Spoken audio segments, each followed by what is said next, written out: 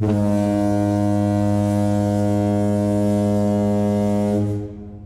there, part-timers. Once again, it's Anton from Anton Bay.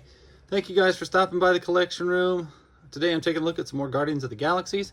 Going to be closing out that series that I've been taking a look at for the last few months now. I was going to get back to it. I wasn't going to forget it. It's just been a long week. Been very sick. It's been very hard to talk.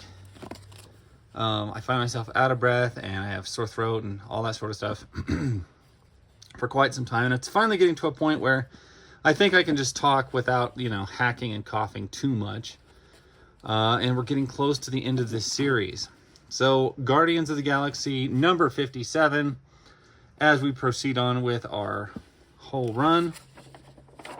Got another card going on here. Now, I am pretty sure, if I remember right,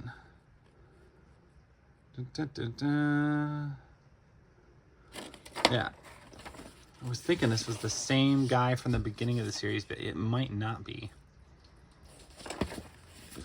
Oh, and as a reference year, we are in 1995. And I also apologize. I love this costume. I still like her old one better. It does look great.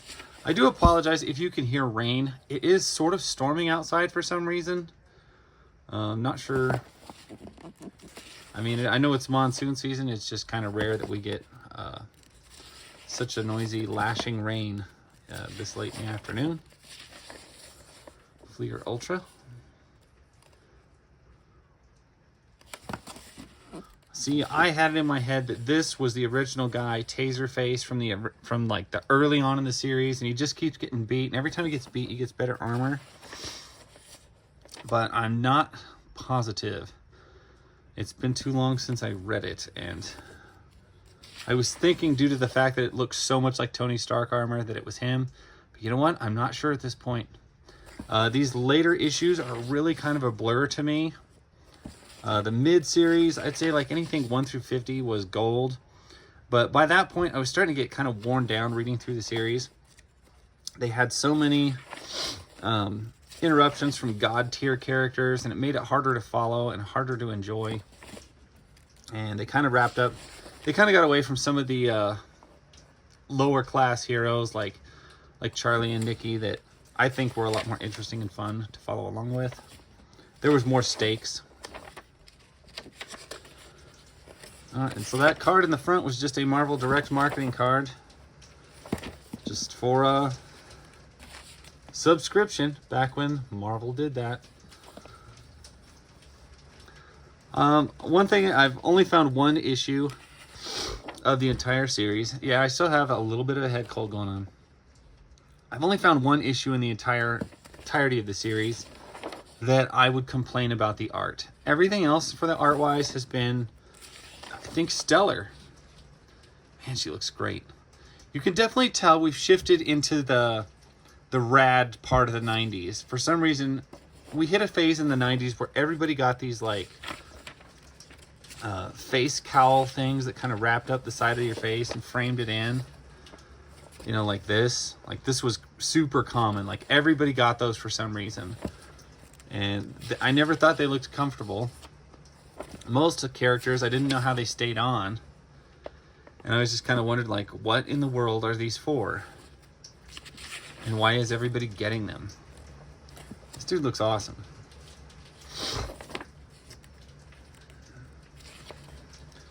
I apologize for the snort. I am still dealing with sinus drainage, which I'm sure you wanted to know. So this guy's Ripjack, or he was known as Ripjack before he was known as this. We've got the High Evolutionary involved. We've got Vance Astro back into his containment suit. I think, see, I always wonder, like, this is issue 57. The book got canceled in 62, issue 62. I just wonder, like, do they know that far in advance that their book is doomed? Yeah, she looks fantastic. Like, I love that uniform. Starhawk still knocking around in the same old uniform as always. One of the extremely interesting characters from the series. You know, this is a few from the end. Did they know at this point that their days were numbered? I don't know how far in advance these things are known. The way they write, it sometimes feels like they're going to keep going forever. And then sometimes you kind of get the sense that, okay, they knew the end was near and they tried to wrap everything up. And that's kind of what I always wonder when I get around these series like this. Because this seemed to be chugging along pretty good. I doubt the numbers were ultra strong. See, this is awesome. All of this is great. This looks great.